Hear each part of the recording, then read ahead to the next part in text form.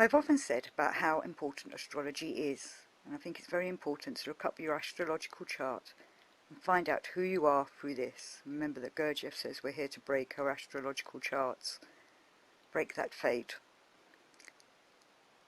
So if you can look up your charts, I think that would be a good thing to do. Perhaps look up what Chinese animal sign you are, that's very influential as well. But I'm going to read now from what Gurdjieff says about how the Earth and all the planets affect us. Earth and all other planets are in constant motion, each with a different velocity. Sometimes they approach one another, at others recede from one another. Their mutual interaction is thus intensified or weakened, or even ceases altogether. Generally speaking, planetary influence on the Earth alternates. Now one planet acts, now another, now a third, and so on. Some day we shall especially examine the influence of each planet separately, but at present, in order to give you a general idea, we shall take them in their totality. Schematically, we can picture these influences in the following way.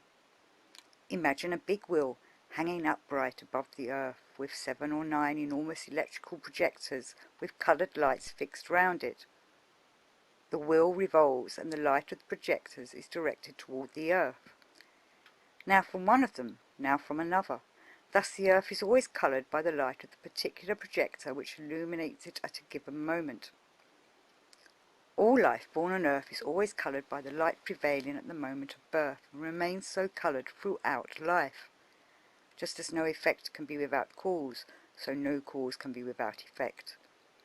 And indeed planets have a tremendous influence both on the life of mankind in general, and on the life of every individual man in particular.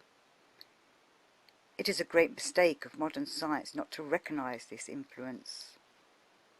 On the other hand, this influence is not as great as modern astrologers would make us believe. Man is a product of the interaction of 3 kinds of matter: positive, atmosphere of the Earth; negative, minerals, metals; and a third combination coming from outside, which meets these 2 substances. This neutralizing force comes from the planets. It is the planetary influence. Each newly born life is, as it were, coloured by the corresponding projector, and this colouring remains for the whole length of its existence. For instance, red colouring. When this life meets with red colour, it feels good.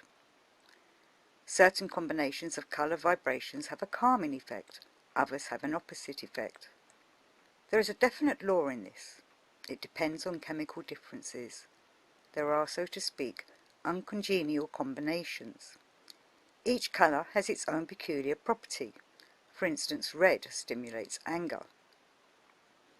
Those who are under a blue influence love. Pugnacity corresponds to yellow colour. Supposing I am apt suddenly to lose my temper, I have this possibility. It is due to the influence of planets. It does not mean that you or I are actually like that, but we may be. There may be stronger influences.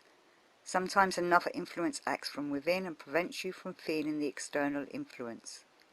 You may have such a strong preoccupation that you are, as it were, encased in armour. And this is so not only with planetary influences. Often a distant influence cannot reach you. The more remote the influence, the weaker it is. And even if it were specially sent to you, it would not reach you because your armour would prevent it. The more developed a man is, the more he is subject to influences. Sometimes wishing to free ourselves from influences, we get free of one and fall under many other influences, and so become even less free, even more slaves.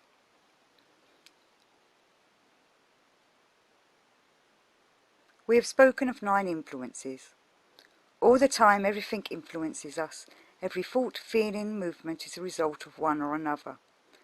Everything we do, all our manifestations are what they are because something influences us from without, and we shall remain slaves. We want to get free from 1 or 2, but, having got 3 of them, we acquire another 10. Sometimes this slavery humiliates us, sometimes not.